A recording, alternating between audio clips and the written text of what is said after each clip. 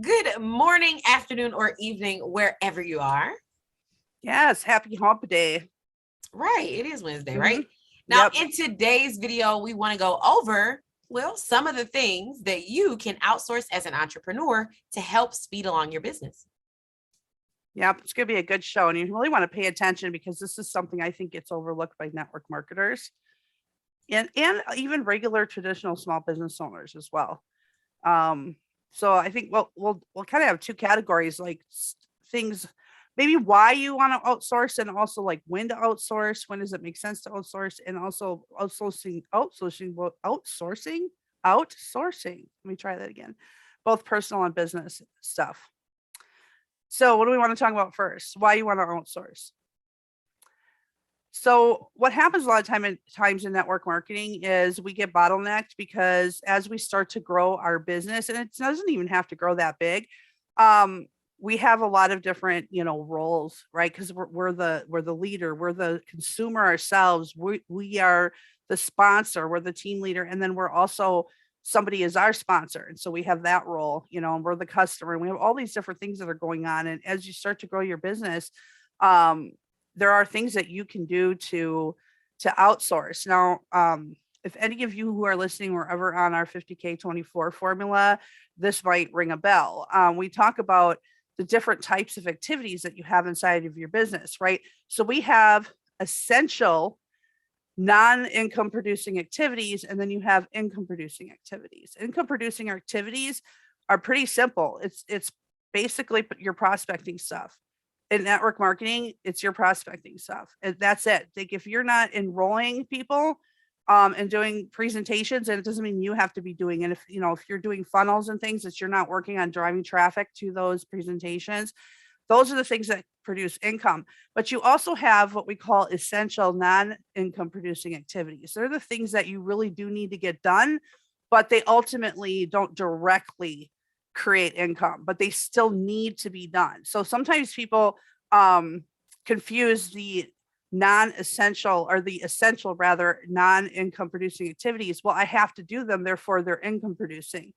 I wrote a blog that was income producing. No, driving the traffic to the blog, getting eyeballs on your blog, the writing of the blog was essential. You need to do it, but it wasn't the income producing activity. And so there's a lot of, when you go to outsource inside of your business, there are several things that you can start outsourcing, and it makes sense to outsource because if it is the first thing you want to start with would be those essential non-income producing activities. You want to keep yourself involved with the highest level income producing activities for as long as possible. And then even ultimately, I have to tell you guys, you can run an entire network marketing business and not be involved at all. The gurus and the team leaders don't want to teach you this stuff because I don't really know why. I was having this discussion with somebody else about it's not part of the culture of the company, or they think it's not duplicatable, which is funny because it's more duplicatable than other things that are taught. But these non-essential activities, things like writing up the blog, you can go to Fiverr, right? Or Scriptlance. Well, it's not Scriptlance anymore. I think it's Freelancer. And you can have people write your blogs for you. You can have people write your Facebook ads. You can have people set your Facebook ads up. You can have people set up your funnels online, right? You can have people do your social media for you. And posting on social media would be considered an essential non-income producing activity, right? Because it's not the actual activity that produces the income, but maybe if that's how you get traffic, that you need to get it done. And then Christina wanted to talk too about some of the personal things that you can have outsourced to free up your time. Oh, you're muted. Yeah, I got kicked out and put back in. Okay. Okay. Hi. The whole goal is to make sure that you're working on your business and not in your business full time. In your business, you're taking away the time from family, the time that you retired or left your job to become an entrepreneur to get back, right? So you want to work on your business and start putting things in place that work for you. One of the things that I and Christy are looking to outsource is our social media specifically. If you are not a numbers person, you can outsource having your analytics analyzed for you. And they'll break everything down. They'll send you a nice little packet over for you to review in layman's terms so that you can understand what to do, like when to post, when's the best time, what's your audience look like, blah, blah, blah. You can outsource that type of stuff for your business. I was going through this book, and I love, like, just inside of the space that we're in, we read a lot of books, or I listen to a lot of books because audiobooks are my thing. But I was listening to 4 Hour Work Week, and he was talking about how he outsourced a lot of his personal stuff, like just messages to friends and family, right? Outsourcing somebody to go ahead and book meetings, schedule deliveries of different things for the household, like grocery deliveries and things like that. Meal planning. We were just talking about one of the educators that we like. He does not cook. He goes out to dinner, or he has somebody make his meals all the time. And it's because that's a lot of time that he would have to take to prep and to cook and everything. And he doesn't have to do that because what he wants is being delivered on a regular basis, right? I was reading something else, and they were talking about people who are high income earners. They don't typically do their own yard work. Mm-hmm. And people take that the wrong way. They take it as a negative connotation, and it's not. The amount of time that they spend cutting the grass for an hour or two, they could be increasing the income that's coming into their business by doing some of those income generating activities, or even those non-essentials. So they don't cut their grass. They pay somebody less than what it would cost them to do it, right? And it's not a bad thing. So I would like to, one of the reasons why I want to own a restaurant is so that I don't have to cook all the time. Like, I want to own a restaurant so I can just walk in and be like, so listen, Kevin and I had this on our minds. Help us, right? But it's because I spend a lot of time cooking. So even inside of what we do, I only cook every other day because I try to make meals big enough so that I don't have to cook on the busier days. So like for me, Sunday is not the big meal day. It's Monday, because Tuesday is a very busy day for me. So I need leftovers available. Like if you have dry cleaning, right? Have that outsourced. If you have presentations that need to be done, you can have presentations put together and outsourced if you're putting together the specifics that you want, right? Put together an outline and outsource it. Half of the time, it costs you less to outsource something than it does for you to spend the time doing it yourself, because of the amount of income that you would typically be generating in that amount of time. And people don't look at it like that. And I really think people should, because just that one chapter of that book had me thinking about outsourcing everything. Mm-hmm. And you really can outsource everything if you really want to. And this is obviously like people like, well, I already just came up with X amount of money to do my business. Maybe I come up with extra money to do my advertising. I don't have money to outsource. Start reinvesting. Don't spend everything that you make. Start reinvesting into, because this is how you scale your business up, right? And if you're in a network marketing company and you don't have a lot of like upfront commissions that come in from the sale of whatever you're selling, that's when, you want to plug into like what we do on the fast track and what we teach you on the fast track to have some type of gigabucks income product, because then you have enough wiggle room to pay a salesperson to enroll your people for you and give them their cut, right? Give them their cut. I would rather have someone else, enrolling all my people, give them a cut, right? But if you only make $10 or $25 on Fast Start, that's not enough to give a salesperson a cut. They're not going to be happy with that. So that's why you end up marrying things. So, and then you can outsource that too. You can outsource every step of the way with your business. And, kind of rule of thumb too, like if you're like, well, what sorts of things should I outsource? What are you really, really, really good at? Or what do you really love to do? And save those things for last. Because if you really love to do it, if you really love to cook, then don't outsource your meals. Maybe that's a sense of like, serenity for you. Yeah. Or maybe you just do that on Sundays and you get prepared meals delivered all week long, and then you do that on Sundays because it's fun for you. But like if you really, really love it or you're really super good at it, but even some of the things that we're really super good at, we go, I don't want to, I'm so good at that. If I hire somebody to do this, they might not do as good of a job. They might not, but are they doing a good enough job to keep you consistently profitable? It doesn't have to be perfect and up to your superior standards. So But that's a thing. are they doing it in less time than what you do it in because you're so meticulous? Yep. That is a thing for me. Like I love doing social media, but I can't wait to outsource it because I know I spend entirely too much time creating content. Because and I think it's somewhat fun for you too, like the creation of it. So not the actual social media, but the creation of the content. So that's like one of those things too. You just have to evaluate along the way. But I really want to see you, you the listener, not you, Christina. I want you to start seeing your network marketing business, and I'm going to say it this way, and maybe it'll offend somebody, as a real business. What would a brick and mortar or even an online business like Amazon, do you think Jeff Bezos is sit there on the day-to-day activities of every little thing and the millions of products that get shipped every week? And no, he's not. Not at all. No. So, when you start thinking of like start creating a playbook, we used to talk about this a lot in 50K24. If you start creating a playbook, what is a playbook?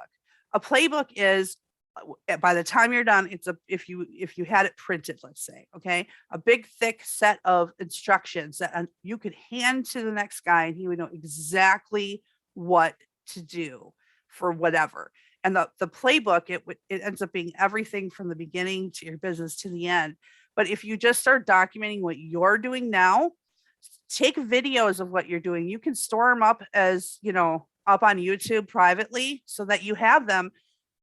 We record a lot of step-by-step stuff on the team, right? Because that way it can be sent. If you need to hire somebody, outsourcing it, whether it's a 1099 employee or you actually hire a personal assistant, then you're W-2ing them. You can just say, look, here's the video, here's the PDF. This is exactly what you do. Yep. You can start creating that stuff now, preparing for, it's almost a mindset thing too, because you're like, I will be outsourcing. So I'm going to start preparing this stuff as I do it now. And by the time I'm ready financially to hire somebody, I'm going to be like, here's the playbook, right? Yeah, like, absolutely. For me, I know I want to put together a list of the stuff that I'm not good at. Mm-hmm. And I want to go from least expensive to most expensive for outsourcing. And as income comes into the business, I'm going to start outsourcing the things that I am just not good at, but starting with the least expensive item. Because if I'm not good at it, I'm going to spend way too much time trying to figure it out. Mm-hmm. So outsource that one thing, and that's one thing off of your checklist that keeps your business going. But now you have more time for other things. And that's how I'm reinvesting. Like, I'm not great with email. I am learning from Christy, but we are both going to outsource that. Like, yep. It's time consuming. We know that it's an essential part of your business, right? However, put together some templates and keep it moving. Like, and even with some of the platforms that we use, learning some of the platforms, having that income come in. If you're not tech savvy, right? Like we keep talking about social media. If you're not tech savvy, if you're not like big into social media, maybe when your business starts to generate more income, that's going to be one of the first things that you outsource, just so that you have content going out and engagement.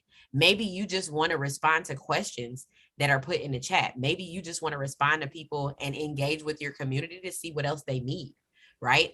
But maybe you don't want to put the content out there.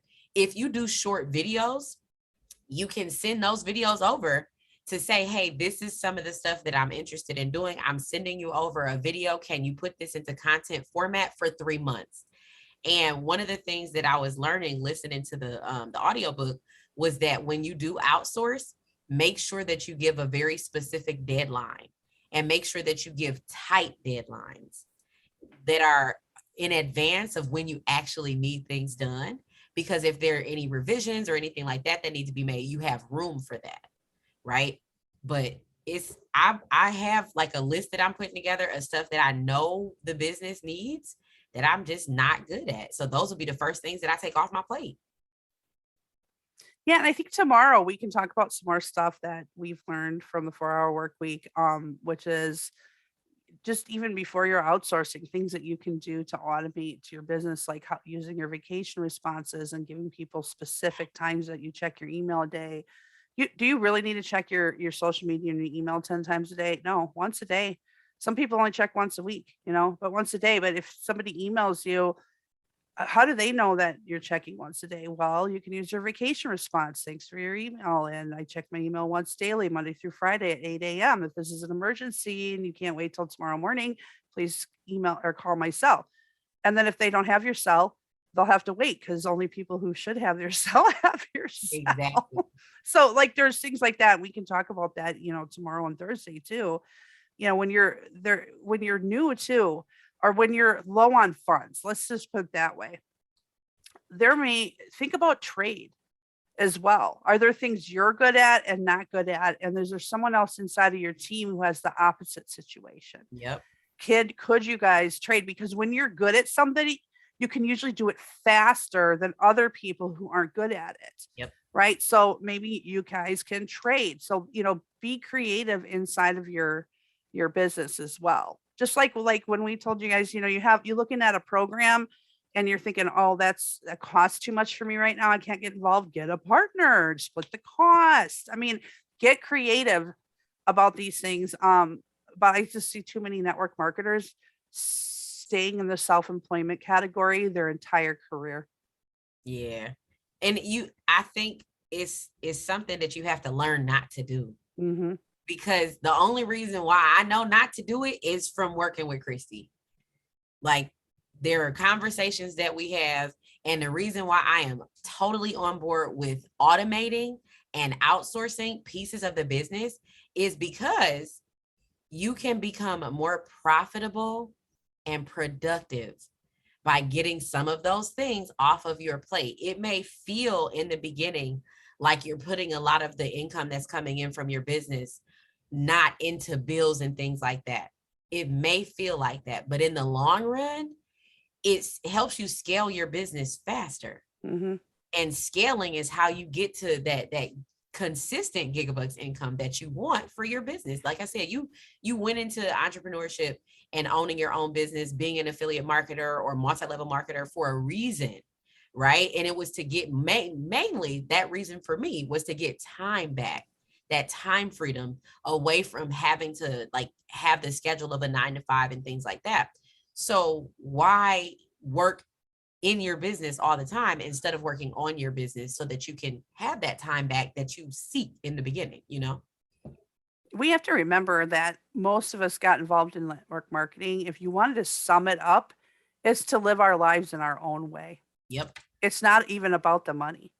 Right. Right. And so we end up talking about money a lot, but it's what is the money doing? Because it's never who actually, it's very few. I just want money for money's sake. I just like to look at it, stick it under my mattress, and then pull it out and look at it, fan myself with it. No, it's doing something for you, and it's different for everybody. So it's to live your life in your own way. And maybe maybe you do like to work 24/7. But a lot of us, no, we like to spend time with our families and stuff. It's, that freedom to be able to do what we want to do when we want to do it with who we want to do it with. And keeping that end goal in mind, why would you not want to start outsourcing things that take up too much time, or if you absolutely hate doing them? I promise you, you may hate doing it, but somebody else loves to do that thing. Exactly. Mm-hmm. Like, I'm not a prospecting person. That's going to be one of the first things that I outsource. I love the automated systems. I love our email system. I love the fact that we will be running ads for social media for prospecting and growing the business. I will be outsourcing that. I walked away from a job where I had to interact with people on a consistent basis. And I am definitely a people person, but not all the time. I like to be creative more than I like to do anything. So for me, outsourcing some of that interaction so that I do have more time to be creative is a goal for me. And like we said, your goals might be a little bit different, but whatever they are, figure out what it is that you need to outsource and get off of your plate in order to get to the things that you love, right? Because you opened this business, you started this adventure because there was something that you were passionate about, right? So do the thing that you're passionate about. Absolutely. So yeah, what do you think tomorrow we can talk about some of these time-saving things? A lot of it taken from the 4-hour work week. We've done this training a lot on how to make the most of the time you have, because a lot of you are still working a full-time job, Yep. maybe two jobs, right? And you're like, I don't have a lot of time to get things done, and things that we can go through, like, and I'm still working on this stuff, right? Because some of it is teaching people how to communicate with you, that you're not available 24 hours, 7 Yep. days a week, right? That's on each of us. Like, oh, I'm so tired of people calling me all day. Well, have you communicated how you are to be communicated with, Right. basically, right? And when. So I have an appointment calendar, Me too, because her. and I haven't been using it lately again. And when I was using it, it was like, if you need a length of time, you can book it on my appointment calendar. But I also decided I was going to go back to checking email twice daily. I know I should go to once daily, but we do get automatic enrollment. So I like to make sure I've caught Yeah. everybody who's new and welcome them and things like that. But you know, Christina likes to be messaged on Messenger. Yep. I'm not, I don't. So it's like, you have to communicate with people, like, how would you prefer that I get a hold of you? So we'll talk more in like super detail about that. We can even talk about how to set up their vacation Oh responses yeah. and email, and like what should you say, and what you say on your voicemail. You know what a pet peeve of mine is? Hi, it's Bob. Could you please call me?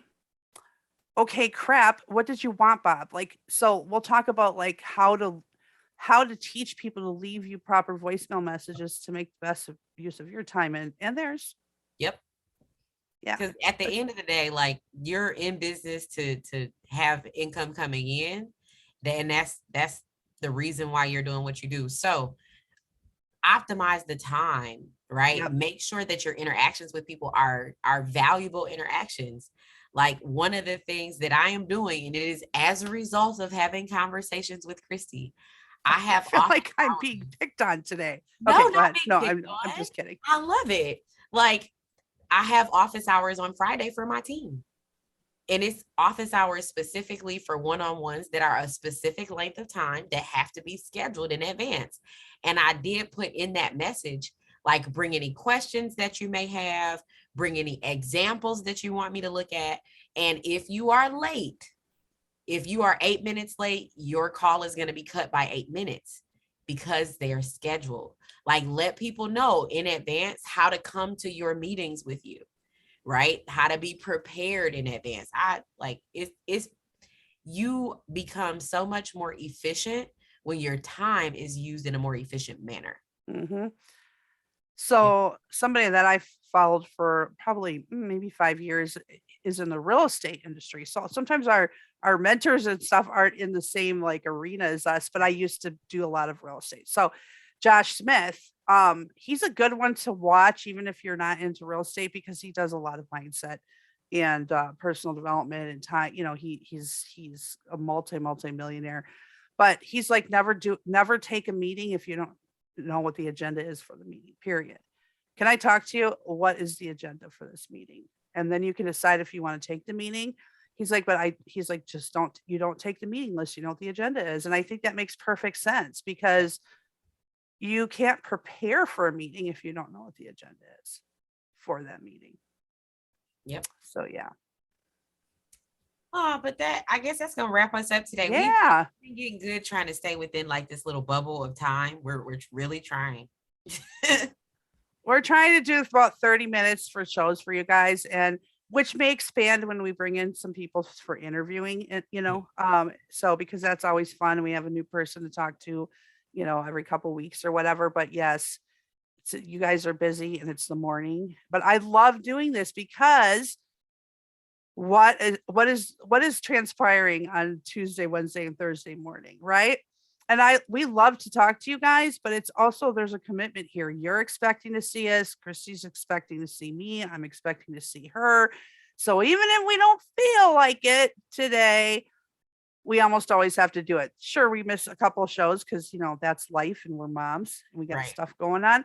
But, at the end of the day, I do encourage you to have something in your life that you absolutely have to attend. And these 3 calls for me, and then our Monday night mentoring, these are the 4 things that I like hard scheduled for me. Yep.